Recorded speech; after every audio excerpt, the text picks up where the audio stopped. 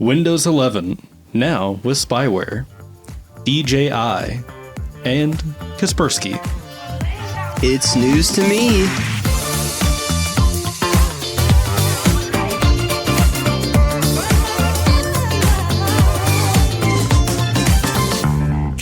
Welcome to It's News to Me, where the it is IT and the me is whoever it needs to be. I'm Noah Parker. I'm Michael Trotter-Lawson. And I'm Tyler Rasnick. Ahoy, fellers. Howdy, y'all. Welcome back. Happy to be here, Bob. Well, we're finally back after a brief little hiatus. Busy time at the office. I mean, it's always a busy time at the office, but, busier time. Particularly busy this time. Troubling times in the kingdom. Not troubling. We're busy. We're busy for good reasons, I'd say. Yeah. Yeah. Just working. Well, it's time for another podcast, which means it's time for another hypothetical question. What's the question, Michael? This is, I would say, one of the more realistic / attainable type of questions that I've asked. So it could be not hypothetical? Well, yeah, like this is possibly executable. Basically, I'm wondering what skill do you all still want to learn or master before you die? Oh, Lord, that answer for me, because I get on these kicks where I'll get heavily invested in one thing for 8 months, and then I totally abandon it. Yeah. Like disc golf, for example. There was a 3-year run where I was disc golfing every weekend. I'm really bad about just going all in, buying all sorts of crap for a new hobby I want to get into, and then not doing much completely of anything abandoning with it. Yeah. Yeah. Yeah. I might say golf, just because that is something that my buddy is going to start doing a lot of. And I know as things progress here for me, I'll probably have to do some of the stuff that we participate in would be cool to be able to participate into, but maybe that. I mean, have you do you have much experience? I mean, obviously not, but have you enjoyed your experiences with golf to this point? I don't know. I haven't played it yet. So that's very different than, practicing. I mean, have you ever been to you go to driving ranges and whatnot? We've basically just hit balls in backyards. Okay. So not really. So, all right. But I mean, I think it would be something I would be good at. I'm generally good with hand-eye coordination activities. I like them all. And I generally pick them up pretty quickly. So something I'm interested in. And I'm semi-competitive. So. Gosh, I'm so competitive. I have 3 things I would like to learn. All right. The first one would be to learn how to ride a unicycle, because I just think that'd be fun, useless skill to have. The second one would be to learn the accordion, because that would also be a fun skill to have. Is the third learning to play the accordion while riding a unicycle? No, the third is to have a funny pet bear in a hat that dances while I play the unicycle and ride the accordion. No, wait. No, just kidding. My third one is probably the most realistic out of all of these, surprisingly. I would love to learn electronics and coding and stuff. Maybe develop some software or something at some point. I probably wouldn't, but it'd be cool. I can't imagine having the necessary patience to code. It just seems so incredibly time consuming and you're basically untangling honestly. A giant math problem all day long. Yeah. But see, I'm really good at untangling ropes and things.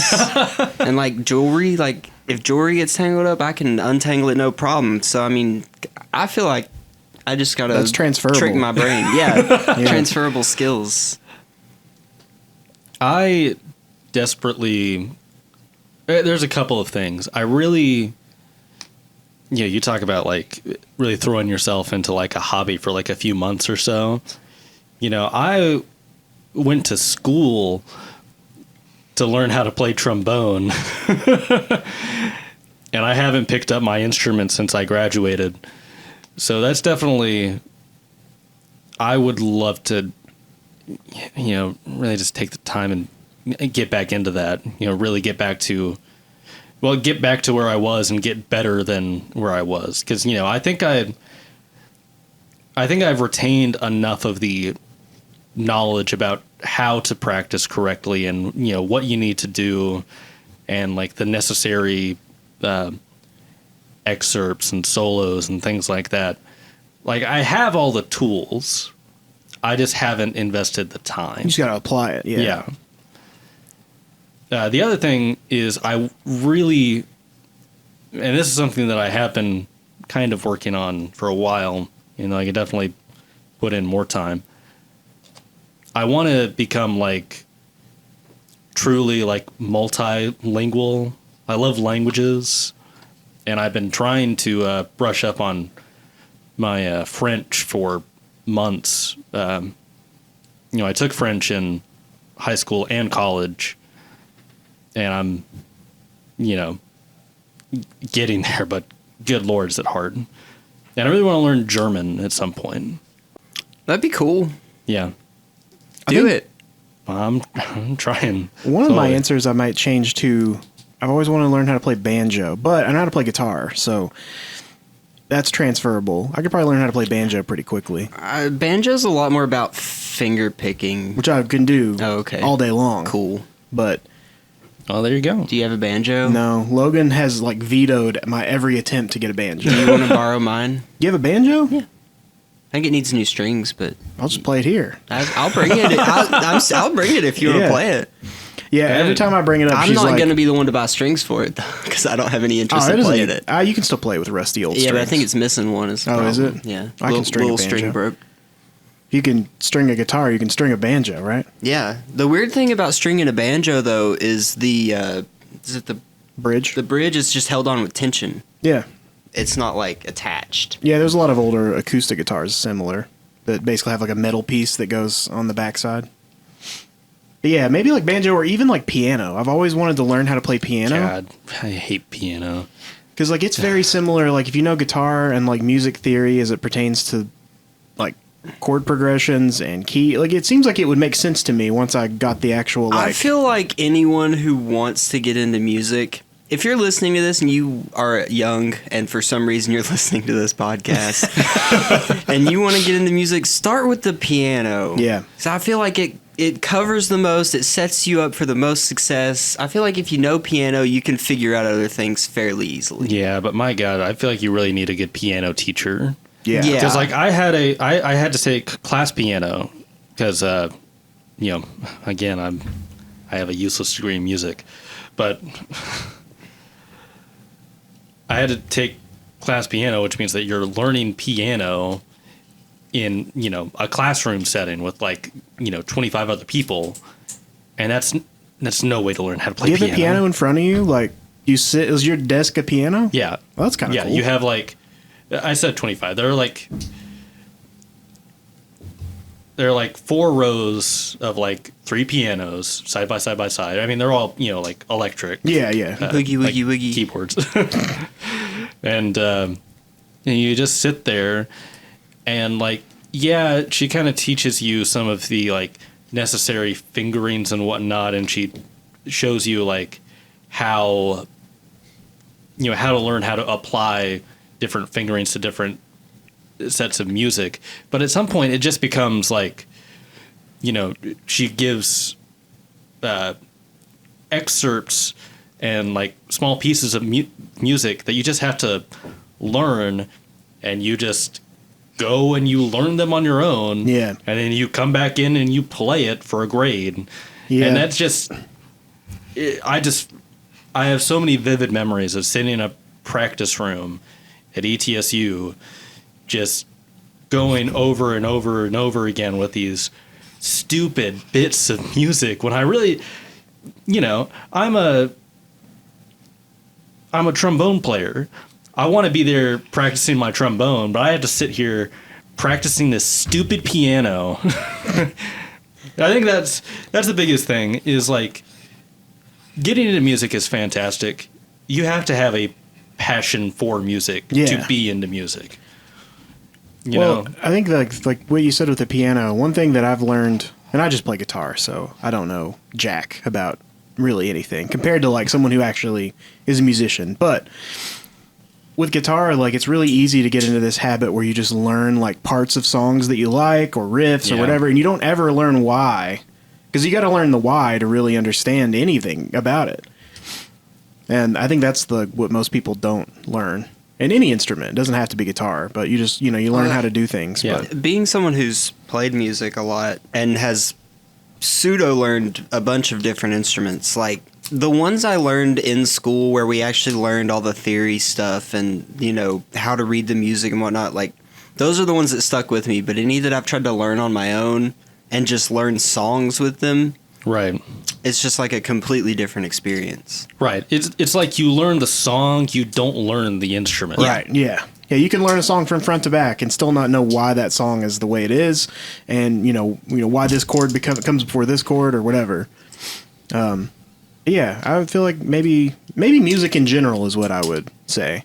Just like learning more about it, because I enjoy it. It's really awesome. Is confusing. It's confusing. Music theory. Yeah. Hey, if you ever want to borrow some old music theory textbooks, I've got them. You'd probably be better off on YouTube at this you point. probably would. But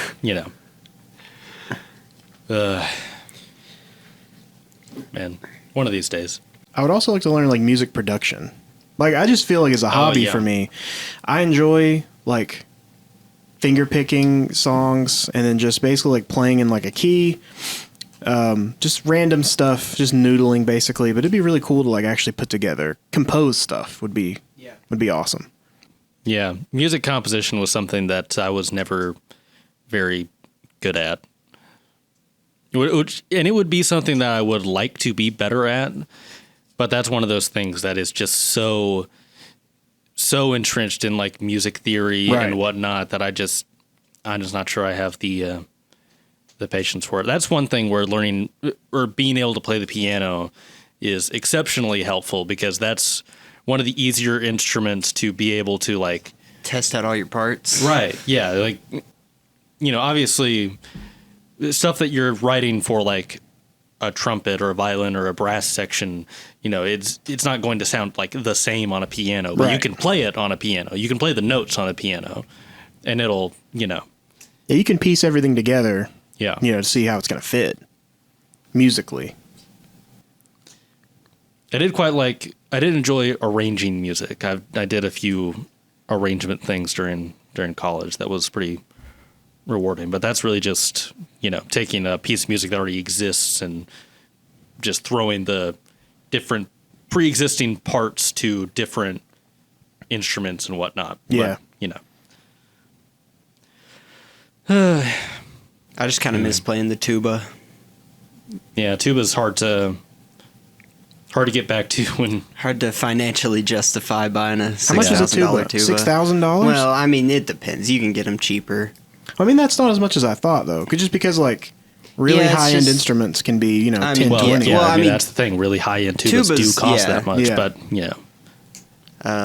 getting a, respectable level instrument. What's a student tuba cost? I mean, I've seen some Probably for like a couple thousand, like in between still. 1,000 and a couple thousand. But wow, it's just not really justifiable for something that I would just be doing to do in my spare time. Because I got like my professional level trombone, which was used, but still a professional quality trombone for around $2,000. Yeah.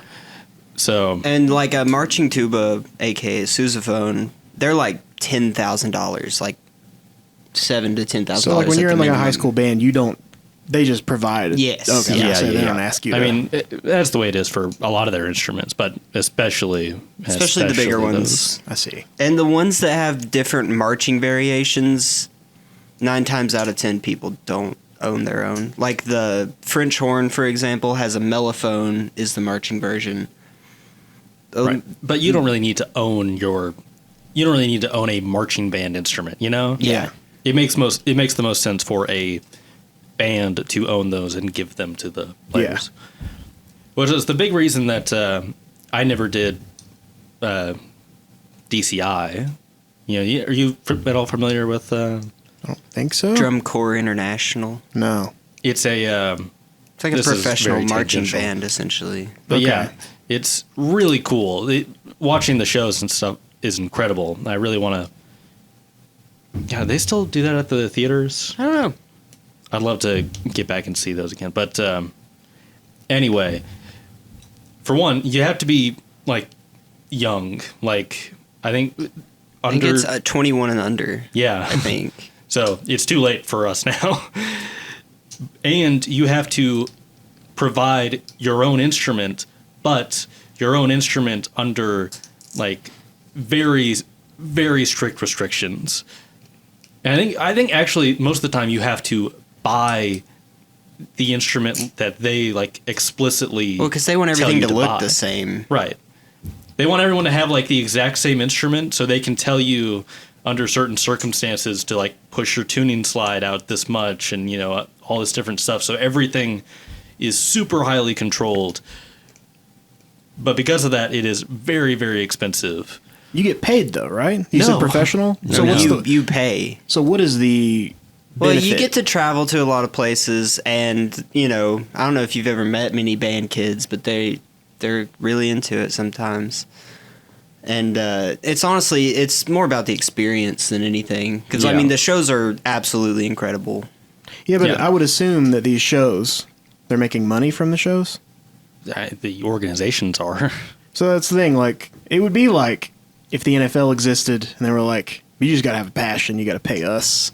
Like, it's. Yeah, I'm being hyperbolic because it's the NFL, but yeah, I mean, it's not. I'm not here like shilling for DCI. No, I know. I'm just trying to understand. There's a reason that I didn't do it. Yeah, no, I get you. It doesn't make sense to my brain because it would be cool because like they're really talented collegiate band performers. Yeah, marching bands, whatever. It would be cool to have a level above that you could pay to go see. Like you said, I guess that is what this is. That is what this is. But it is like, yeah. I honestly, I don't understand why all the restrictions. I really don't get the age one. Yeah, that's odd. Like, you think that the more seasoned a player, like you could probably have a really tight band, people in their mid-30s that are like, really seasoned and have played with a bunch of different people, like a jazz band, Yeah. I don't know, because I mean, there's a certain level of like physical fitness that's required for this level of show. Yeah, especially the marching that they're doing, because like, good Lord, DCI, the marching is insane, but at the same time, it's not like humans fall off when they turn 22. Yeah. I mean, I would think like 40 would make sense, or 35 or something. That's crazy. $1 million idea. Okay, that's it. You guys made it. Oh, the band. Oh, we're gonna make a competing organization. Yeah, you have to be over 21. We pay the players 21 and older, drunk marching. Oh, that's true because like their whole talent pool will age out. Yeah. And we'll just take them. Well, that's what I'm saying. And there's so many people who would still love to do that after they age out. That's the thing. Like, part of the reason that, like, Noah can vouch for this. There's like, when you're like really, when you're in marching band, there is like nothing that can compare to the feeling of like being in that show while it's happening. It's like football, I'm sure. It's like being on a football team, and like there's nothing in your life that's ever going to replace it. Yeah. It's like, the crowd, just the feeling of like the instruments around, it's one of those things you can't really explain. Right. I think I understand though. It's, it's why, I'll occasionally, go back and watch like the old ETSU shows and even some of the old E shows that I was a part of.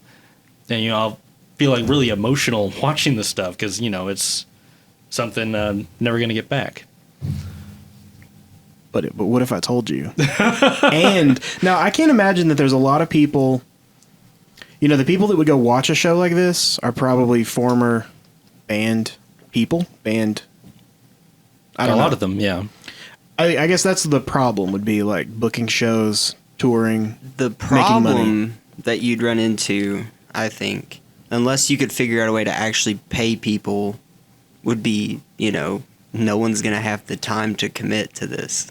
Well, no, that's what I'm saying. Like you would, Well, but like in order to pay people, yeah. In order to though, you'd have to make money. You'd have to be profitable enough to where you could pay them something. I'd pay to go watch a professional grade marching show. See, I think really what we're missing, what needs to happen here, is we need to get with you need to make a deal with an NFL team.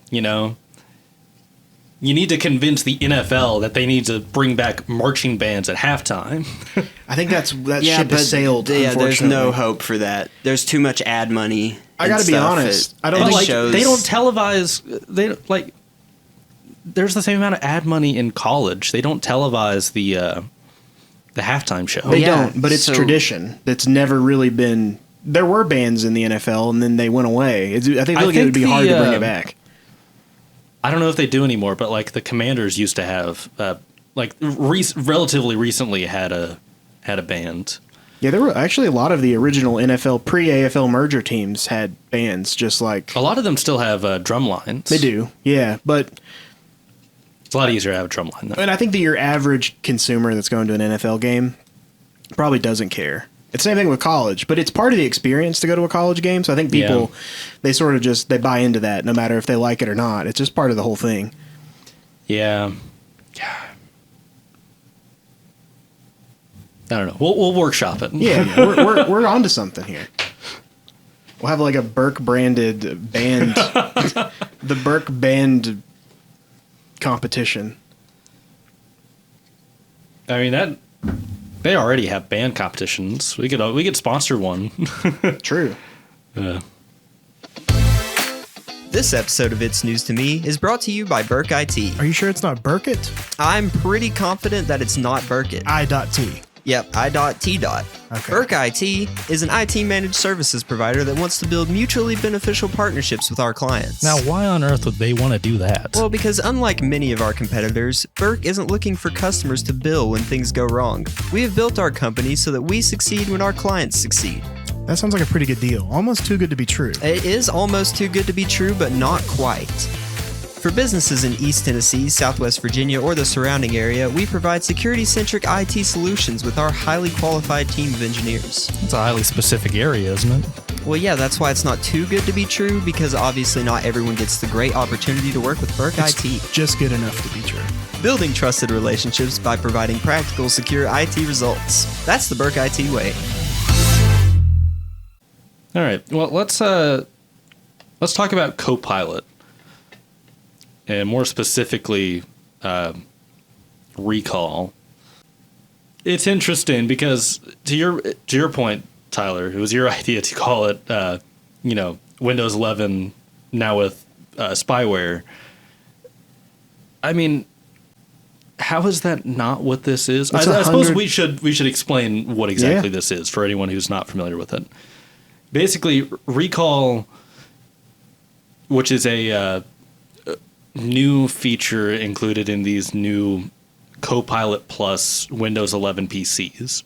So the most recent Windows PCs. It's what they're trying to push right now. And they've got to have a specific chipset too, which we'll explain later. But, yeah. So anything that's out right now, you don't have to worry about this, but going forward, you will. Uh-huh.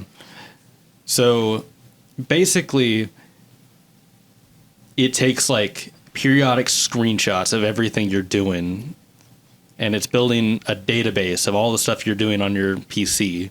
And the idea is that you would be able to pull up that database and search through it and get back to something that you had forgotten, something you missed from earlier, something that you want to bring back up again. And I think we can agree that there's some practical value there, sure. But the fact of the matter is, you are storing everything that you've looked at on your computer. Yeah. which includes, well, everything. Yeah, well, the other thing, the worst part about it is it's not just screenshots. So it uses OCR to actually extricate the text. And then it puts that into a SQL database, a SQLite database, which is just very easily accessed and manipulated. The same thing with the screenshots. So it's very... I don't understand why this is the way that they chose to do this. I mean, I guess the main concern was that this data would be, with most things artificial intelligence related, it's about someone outside of on your local machine having access to the data. This is all local, so you do actually have to have, like I said, a special chipset that has like an AI processor. It's a special processor that handles this in the background, so there's no tax on the normal CPU. However, someone gets access to your computer locally. If they just were sitting there at it, they can. If they have admin access, they can look at anybody's data. Which this is all on by default. Right. So I don't understand really. Honestly, I don't know what this would like help with. I mean, I guess. For me personally, I can't imagine, because there's a lot of features sometimes where like they'll roll it out and it'll take me a second and then I'll realize, oh, well, that would have been cool to have this. But like, I don't know that like anybody's asking for this too. Is the other thing.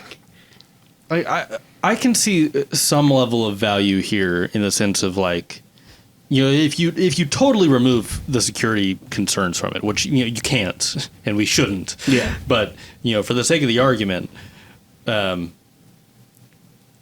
able to you just have like this vague memory of something that you looked at earlier and you can't remember it, and if you were able to just like type something vague in and it would bring you back to like a Photoshop file that you were working on or something like that, and you couldn't remember or I just whatever. feel like you'd have to be such a disorganized person for this to be worth it at all. Which there are people, you know. But, sure, yeah, but I don't know. It's like even with websites. Like, I mean, I don't delete my history often because I do sometimes will go back and like, what was that site I was looking at? I'll find stuff in history. Yeah. But like, I can't imagine like the level that this goes to as far as like application specific, where I would ever find myself in a situation where I'm like, oh, I wonder what that screen looked like from Tuesday of last week. I really just can't. And maybe I'd have to see it in practice for me to really fully understand it. Yeah, I don't know. But I think the biggest thing is that regardless of how helpful anyone can conceive this being. Right. It's not worth it. Yeah, like to me. The security concerns are just... They're absurd. I mean, and is there... I mean, like, you could probably speak to this, Tyler. Is there some level of, like, security, some level of encryption that could make this... That could, like, at least mitigate the risks of this? Well, they'll claim, if you read about it, they claim that, your data is encrypted at rest, which it is. If you have BitLocker turned on, obviously that's true, but I think... I read that if you signed in with a Microsoft account, it's automatically BitLocker's enabled, basically. But the data's not encrypted in transit. So what that means is like if someone gets access to the box, a local admin, and they're able to then have access to the data, even if it's at rest, they're able to move it. And they're able to access it. So, I mean, I guess encrypting the data itself and making sure that only the user that created the data or the profile... only they could access it would be a control. But even then, you still got if someone gets access to the account, but if someone gets access to your account, there's a lot of other data they can get to as well. But making it that easy for them, where they literally all they have to do is open up a SQL database and look through, and there may be things I haven't read much about how this works, but any PII. Personally identifiable information, social security numbers, birthdays, any of that data, hopefully they're not storing at all. OCR is smart enough to know that, before it gets added to the database, that this is, personal data. I mean, maybe you not. Hope so, but I don't know. But if it isn't, getting that access to that data, is making it easier is not good. Basically, it's just making, assuming they do go through with this, it would just make, your your account getting hacked or just hacked, like compromised in some way, it just makes it that much more valuable. Like you're getting that much more bang for your buck. Yeah, just it's an extra hole you've got to try to plug, which you can turn this off. And I mean, obviously, I will if this comes to a version of, and most enterprises probably will or should. I know we'll look to probably disable this for sure for any of the newer PCs that come out in the future. And it's not that big of a deal to disable. The issue comes from, like you mentioned, Noah, someone disorganized that doesn't know any better, that gets a computer off the shelf at like Walmart or something. They leave the default settings enabled, and then this is there and they're unaware. Yeah. I think that's part of the thing that we've got to remember is the fact that so many people are just going to they're just going to get PCs, pull them out of the box, boot them up, and then just use them. Yeah. Like sometimes not even making an account, just using whatever. Yeah. Or creating just a user account local with nothing, no password. Granted, I do think Microsoft is deliberately making it harder and harder to do that. That's true. It is so annoying for us to like set up PCs without Microsoft accounts these days. It's just, but yeah, I don't think this is good. I'm not really sure what they're thinking. I truly don't. I mean, I think they're really trying to force Copilot. They've invested a lot of resources into it. I think it's a good program, but they're really trying to push Copilot. And this is just another way. There's, I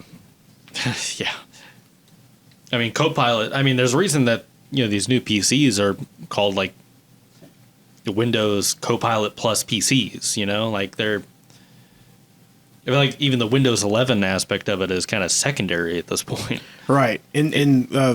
So the chip that's secondary on the board for these, actually, I don't know if it's on the chip itself. So I don't know if Intel will have specific like Copilot Plus chips or how this is going to work. But there's the central processing unit, and then there's an NPU that's added to the die. Yeah. And it's sort of like if you've ever bought a computer that has graphics processing built into the chip. Yeah. Like AMD has the accelerated processing units, which are APUs, and they handle the graphics portion of it. And it basically just spreads out the workload on the chip. And it's specifically designed for that task, so it's going to handle it better. But yeah, that's a cool idea because, with AI, like most of the strain currently is on the server side, not on the client side. So being able to take some of that strain off of the servers and put it on the client will honestly probably help energy savings too for not just the planet, but definitely the data centers. Even if it's 5%, that's something. Yeah. I think, we don't really delve into much of the, like environmental costs of things here. But these data centers are power hungry, and we're making more of them. So there's a big hit on the power grid just for these data centers and a lot of the towns and cities where the major ones exist. Oh, yeah. Yeah. I guess I only hope that maybe fewer and fewer PCs are trying to mine like Bitcoin or things like that because, cryptocurrency, man, those things are inefficient. PCs are hogs. For you're basically just like, it's like burning money at certain points. And forests. Yeah. Speaking of PCs being really hot, so the other day, I might not leave this in. I might leave it in if you're hearing me right now. I left it in. But my friend was playing a VR game on my computer, and while he was playing it, it was like, using a lot of resources, and one of my cooling fans that's in the top of my case flew off and bounced around inside my computer. And so all I hear is, and my whole computer freezes up, and he's, stuck in darkness now. And his reality ended. Yeah. It's no longer virtual. It's real, and it's over. You're dead. So like my whole computer froze up, and I was like, man, that sucks. So I took the case, opened the case up, put that fan back on because it's just like magnetic, which was weird. That's odd. Yeah, I've never had any problems out of like the 7 years I've had it. Yeah. So, But it's like one of those condenser coolers, so it's got 2 fans at the top, and then it goes down to the CPU with like 2 tubes. Like a closed loop water cooler? Yeah. Yeah, okay. And Oh my god, that's magnetic? yeah, well, it's not like I don't put water in it. No, it's closed loop. Yeah, You don't have to. Yeah, But and I'm- the fans at the top It's a that radiator. just blow the air. No, it's a radiator, right? yeah. And so the water moves through the radiator, the fans cool the radiator. Yeah. Yeah, that's how that works. Yeah, But so those fans are magnetic. Yeah, which you- I didn't know. Can you screw them in? No, they're just I mean, I'm sure maybe you can, but I would don't recommend know. you do that. But anyway. Anyways, so I was going to play Farming Simulator last night with a friend, and he gave me like 2 more folders full of mods to install. So I install these mods and I boot up the game, and it's taking forever to load. And I hadn't really used my computer too much since that happened, like last week. And it was chugging. I was getting like 8 frames a second, and it was taking forever to load. And so, I tried a few different things, and finally I was like, maybe I just need to update my graphics drivers. So I went to do that, and while it was loading up the GeForce Experience app, I opened up my PC case just to make sure everything was okay, and I noticed when I looked in there that my CPU cooler wasn't even on. And it hadn't been on for like a week. Oh my god. My computer was hot. Yeah. And when that fan had come off, it knocked the cord loose that powered the cooler. So it's a wonder I didn't like burn up my CPU. But once I fixed that, worked like a charm. Yeah, I'm not a huge fan of those coolers. I have had a few in the past, but honestly, the temperature difference between those and like a really beefy air cooler is totally negligible. It's a lot quieter. Well, the risks, not always. If you get like what is it? Noctua makes, and there's also a company called Be Quiet that have like quiet fans. They have foam that like dampens the sound. But the risk with those though, which I didn't know that was magnetic, that's even scarier because like however long you've had those tubes, those can get like dry rotted. Yeah. And if that thing had fallen and then those tubes had been like, in a certain position and they fell and they crimped or they broke, there's leaks. And then when leaks happen, your entire system is just... Well, okay, so just to clarify, the radiator itself is screwed into the case. Okay, so it's just the fans on the Just the outside. plastic fans Okay. that are magnetic. I see. Yeah. I was going to say, the radiator's heavy. Like, I wouldn't want that no, magnetically I would not attached to I mean, my anything. case is plastic except for some of the interior stuff. Yeah. But yeah, no, it's just the fans are plastic Okay. and magnetic. Well, that's not that big of a deal. Yeah, but it was scary. Honestly, like I'm not gonna say I love it. Like it's worked really well, and I've not had many issues They over look the cooler. 7 years That's I've why had. I Well, bought that's them. why I bought They it. look neat. Because when I built my PC, I knew nothing about Yeah. PCs. Most people don't, and then they learn their lesson yeah, after they, But I did really good, so and it's worked out for me. Plus the new ones, some of the new ones have those little LCD screens on. Oh yeah, I've seen which those. are cool. but Mine it's just has totally- the Corsair logo that lights up Lights up. RGB. Yeah. I mean, it's totally pointless, but it looks cool. Yeah. But now that I'm like a grizzled old veteran building PCs, I'm like, just give me the $35 Yeah, like, just give me something cooler cheap that's got that 6 cools. fans on it. Honestly, the temperatures I've gotten out of this new cooler, it's Peerless Assassin is what it's called. It's like a $30 Amazon cooler. Nice. These are lower than my 240 millimeter Man, radiator. that's so. wild. And I need to start looking into getting a new PC.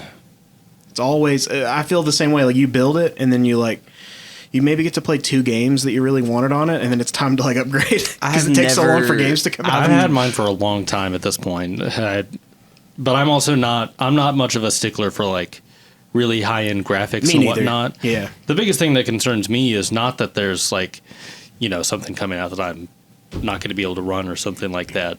I am worried about like Windows 10 getting phased out because Yeah. I can't upgrade mine to 11. Yeah. It's too Yeah, old. me neither. So Mine's 6 years old, and I've not upgraded anything on it the whole time I've had it, and it still can run things just great. I upgraded mine last year, but previous to that, it was 8 years. Damn. And I had a 980 Ti and an i7. I have a 1080 Ti.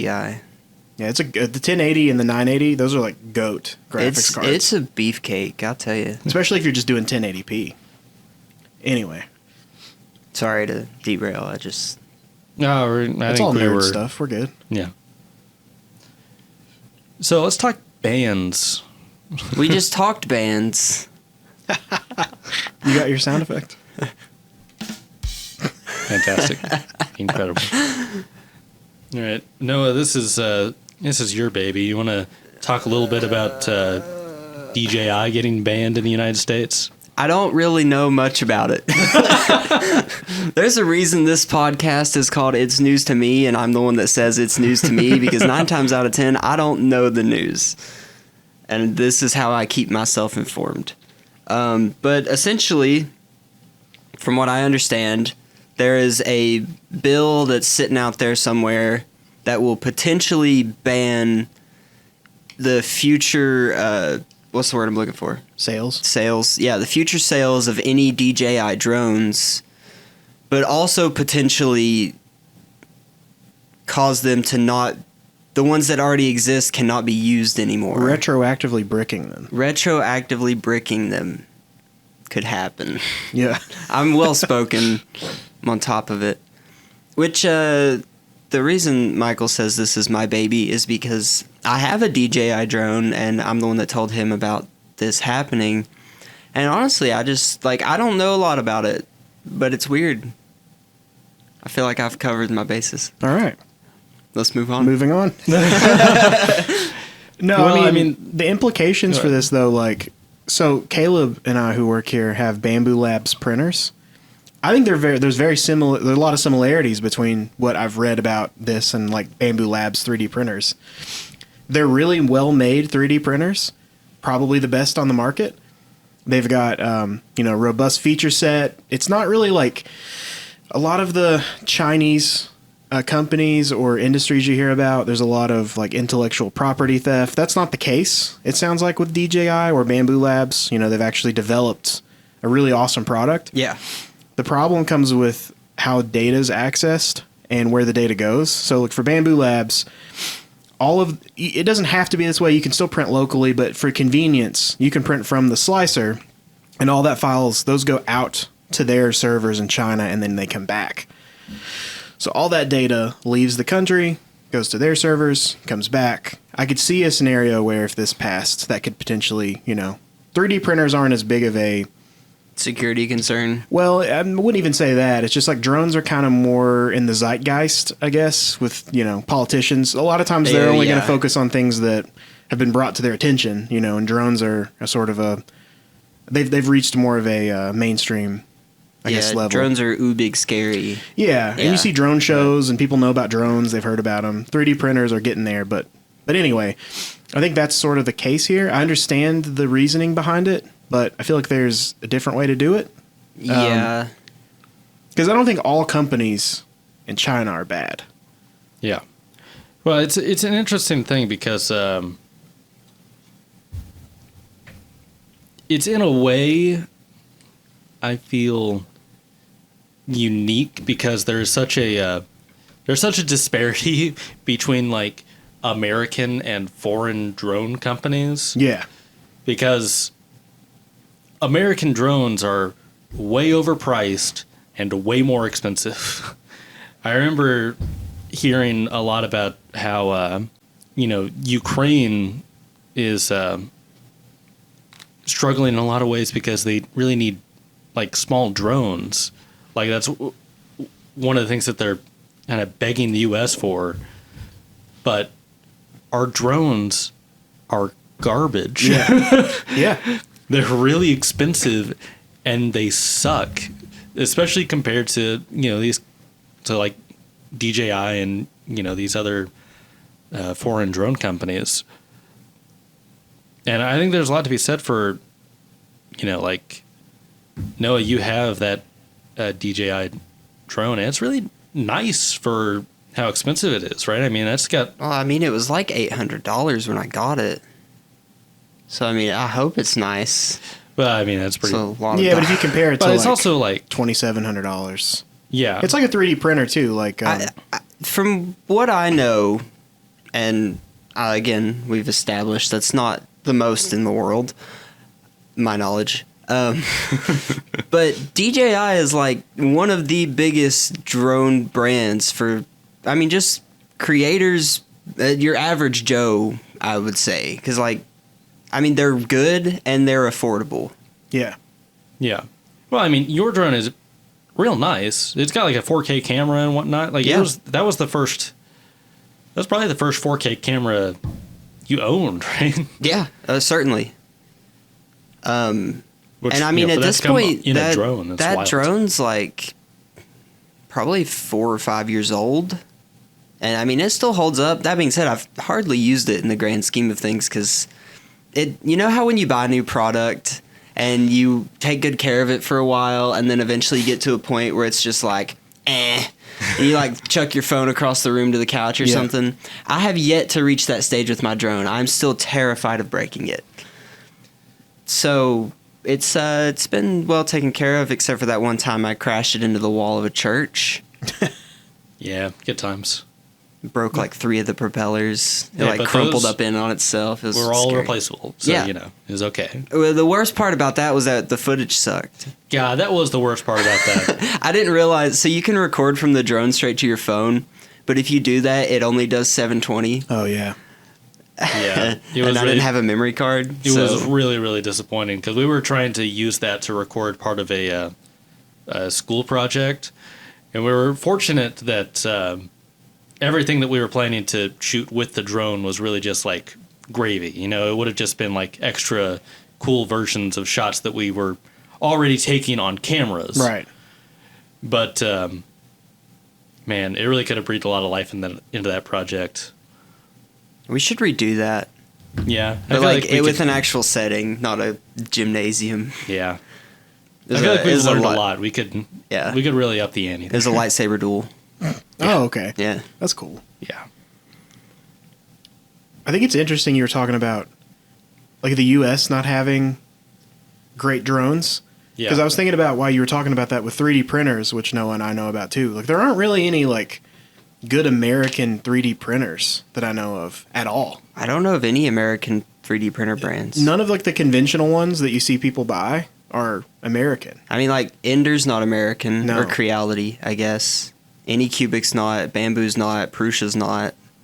Well, I mean, it's kind of a cliche, right? That America doesn't really make things anymore, Yeah. right? I mean, Well, that's the same thing with the drones, I believe, too. Is probably there just isn't like a industrial complex really there. Even if you were someone who had like great experience and you could design the best thing, like how are you going to get it made? You're going to have to Yeah. probably do it overseas anyway. And then it'll get Right. banned because it's not American. yeah. God, yeah. So that's crazy. There's just not really a whole lot of even like small electronics. Like we don't really make anything anymore at all. No, Yeah.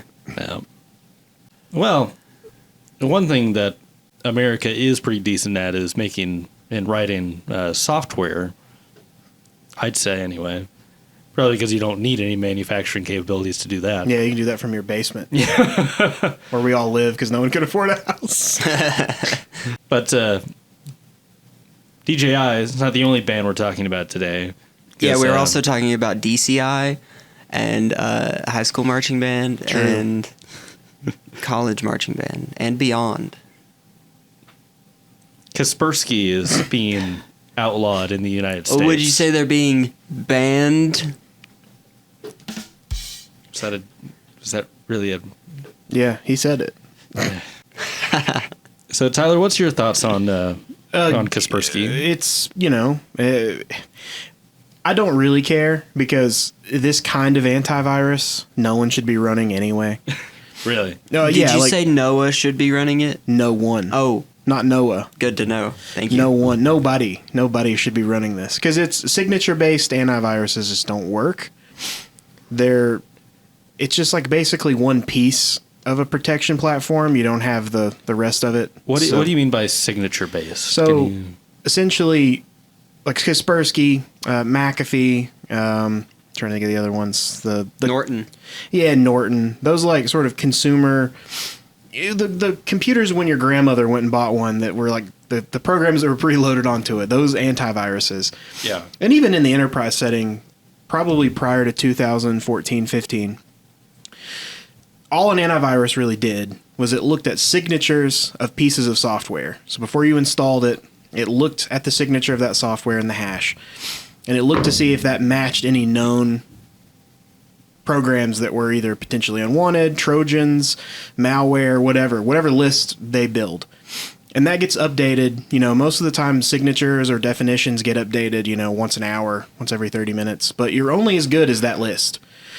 Right. So anything that's a 0 day, which means it's not known yet because no one's reported it, doesn't protect against that at all.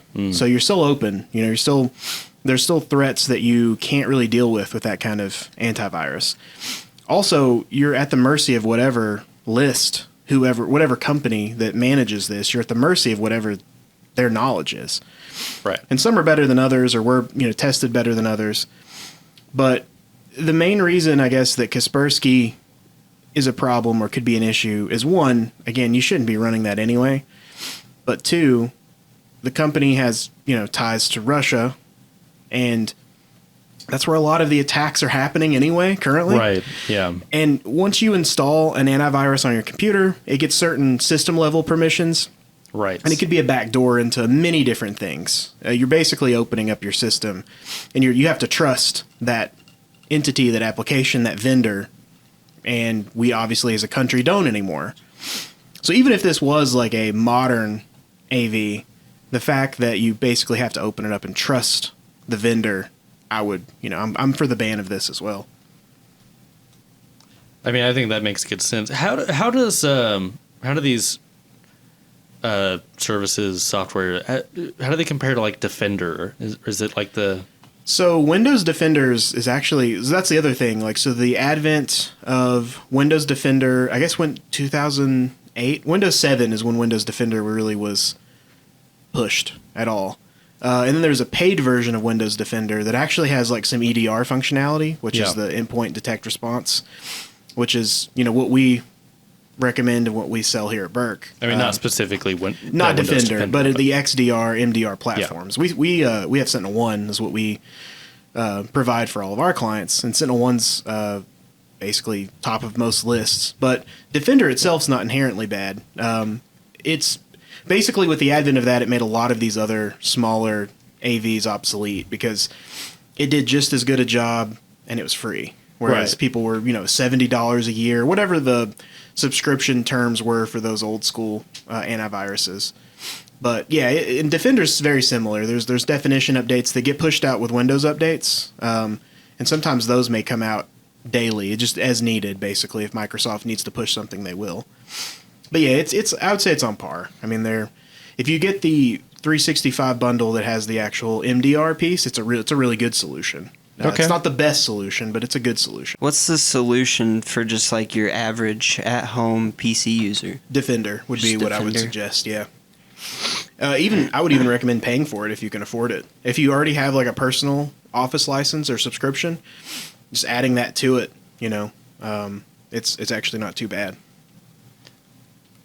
So basically,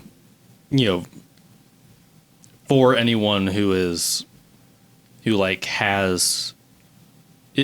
currently using Kaspersky, yeah, they probably shouldn't be all that concerned about not being able to get it anymore. I would just remove it immediately. I would have told you that 2 years ago too. Sure. But yeah, I would remove it, and I would honestly just probably roll with Defender. I would even pay for it. If you're already paying for Kaspersky, just pay for Windows Defender. I don't remember what the monthly cost on that is, but it's not too terribly much. I mean, people pay for VPNs and things like that. They're $8-9 a month. Yeah. I would recommend anybody that is actually concerned about security to at least do that. Yeah. So I guess it's it's notable in terms of like, Kaspersky being like a recognizable name in, on the same level of like McAfee and Norton and things like that. Right. But it's not going to be the same kind of thing where like, people at least should not be nearly as upset about this as them like banning TikTok, for example. Yeah, and I mean, this wasn't like a terrible AV platform previously either. It's just, like I said, regardless of how you feel about Russia, it's really more about, for me, the technology. And I actually don't know. I haven't looked into it if Kaspersky has their own XDR or MDR offering. I'm not sure. Yeah. But regardless, there's definitely security holes with Russia in general at this point. Yeah. So I understand where they're coming from. And it's I guess the good thing is that, like, again, unlike TikTok and unlike even DJI, I think in this case, there's, good one-to-one or even better, probably better replacements for this, I think is the... I'm looking it up, and they actually do have an EDR. Oh, yeah? Yeah, it is... Currently, it's infinite dollars because you can't buy it in the United States. But previously, it was $250 a year. And now it's saying $590 when I go to the website. Oh. Which they're probably just trying to, like, we know this is coming down. Let's try to get as much money as possible. I don't know. Man, wow. But, okay, yeah. Yeah. I wouldn't trust that anyway.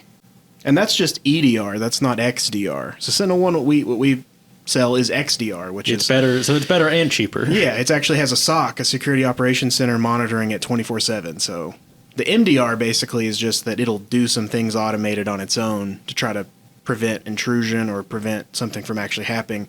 XDR, it's monitored, so other people are looking at it that aren't you. So I guess what, I guess for people who might not know, who are listening, basically the biggest difference is that unlike a list, and feel free to jump in, correct me if I miss anything, but unlike a list of like softwares or something like that, basically these more advanced programs kind of watch the activity on your PC. Yes. And they kind of figure out what is like normal activity. Right. And then as soon as they see something that is like very much not normal activity, they jump in and like head it off before it does anything. So it's bad. an AI based heuristics basically that look at behavior. Yeah. So if it sees like files that are being encrypted sequentially, that's ransomware. So when files are being encrypted sequentially, that's basically ransomware. Yeah. So it goes ahead and in the background for Sentinel-1, it'll actually take backups of files before changes are made. Yeah. I don't know exactly what the storage like that is. It's there's a certain number that it does that up until. But if it sees that, it'll actually stop the process, restore the backups, and then cut the program. So it'll actually cut the NIC all the way down to cutting network access so you can go and investigate. And those are like automated things that it'll do. But, with the platform that we use, we get Security Operations Center will also investigate. They'll look at these incidents and these events, especially when we're not at the office. Because these alerts come into us, but if we're 7 o'clock, no one's manning the support desk, someone else can take a look at it. But MDR basically is just that automated function, which is good. Yeah. But it's not flawless, and there's really no oversight. So we've actually seen in the wild with an improperly configured EDR, it's really no better than the Kaspersky we were talking about with the signatures. So at the end of the day, if you have Kaspersky, you should just use Defender, because Defender will take more time and figure things out, whereas if you're just a consumer, always Russian. If you're enterprise, I see. You can leave that in. I was trying to head off the sales. The sales part of me was like, whoa, hold on. No, actually, Sentinel-1. You need to use this if you're a business. But yeah, you're correct. Oh, God. You're right. Sorry. I've been sitting here thinking about that the whole time. Just thinking about the joke you're Yeah. That's usually what I do when I'm quiet. I'm just thinking about the next joke. Maybe that should have been the skill you wanted. Better at comedy.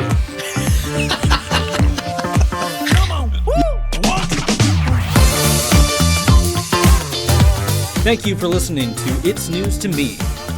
If you enjoyed this content and would like to see or hear more like it, check out our YouTube channel at youtube.com/@BurkIT or go to our website at burkitc.com. Our theme music is Big City Lights by Icolix. Come back in 2 weeks to hear more of me, Noah, and Tyler in the next episode of It's News to Me. In the meantime, keep your data secure and your mind sharp. Yeah, dude.